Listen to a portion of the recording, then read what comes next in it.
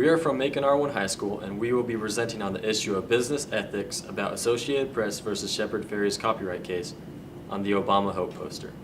My name's Connor Thurman, this is Wyatt Thurman, and this is Kyra Oliver. And we will be evaluating on the relationship between business and consumer through Associated Press versus Shepard Fairey. In 2006, Associated Press released a photo of Barack Obama. Then 2 years later, Shepard Fairey recreated this photo known as the Obama Hope poster. The following year, Associated Press recognized their ownership of the original photo and demanded partial revenue. In Shepard Fairey's defense, they had no visual ownership or a watermark on this photo. This led to the court case of Associated Press versus Shepard Fairey. As stated, in 2006, thousands of photos have been taken of Senator Barack Obama. One in particular had been taken by the Associated Press, which was then used 2 later as a groundwork for the Hope photo made by Shepard Fairey. As the popularity of the artwork grew, AP recognized the photo that the artwork had been based off of. At this point, the Associated Press was charging copyright infringement on the photo. In typical business law, a copyright infringement suit must show lost revenue. In this case of AP versus Fairey, the AP received a revenue from their photo. As the popularity of Fairey's painting grew, the Associated Press began to dispute with Fairey about the photo and the copyright laws being violated. The Associated Press threatened to bring Fairey to court and take legal action towards his accused copyright infringement laws being broken. In response, Fairey sued the Associated Press before they could sue him, claiming he hadn't broken such laws of copyright infringement and declared his innocence. The Associated Press then countersued Fairey, claiming they had been uncredited and uncompensated for the use of the original photo, which is in fact true. In Fairey's defense, however, the Associated Press had failed to place a watermark on the original photograph to claim their ownership. This voided the Associated Press's argument of being uncredited for the photograph, since they had not credited themselves or for claiming ownership of the photograph.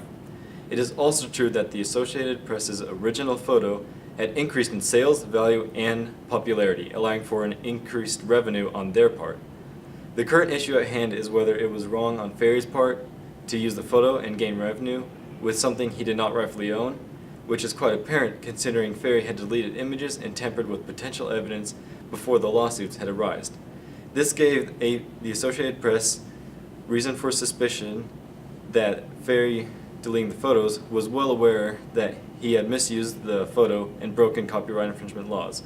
We believe that there is an issue in economics between business and consumer, due to the fact that the court cases revolved highly on the need for being credited and compensated for, as well as how the verdict had been resolved, because in the end, the settlement had been decided on outside of court, and an undisclosed amount of money as well as future profits had been determined between the Associated Press and Shepard Fairey.